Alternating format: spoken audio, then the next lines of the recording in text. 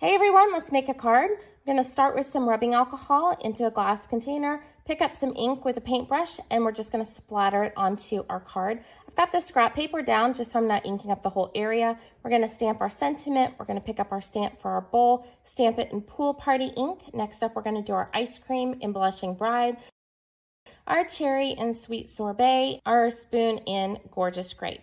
Now we're going to cut off our sentiment. We're going to do our die cutting. We've got this cool background that we're going to use as well. I'm going to make a mark with a pencil so I know where to punch. This punch is going to save us a lot of time later on.